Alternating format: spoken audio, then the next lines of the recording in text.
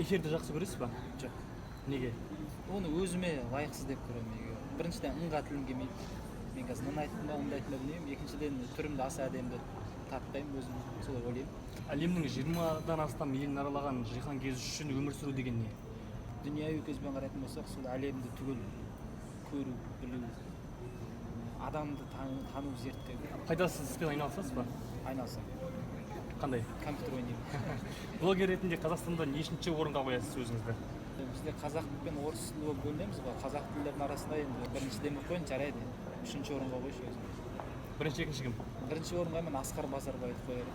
Екіншіге Тимур Бектұр дейші. Көп ақыл айтасыз ба? Олшылсыз ба?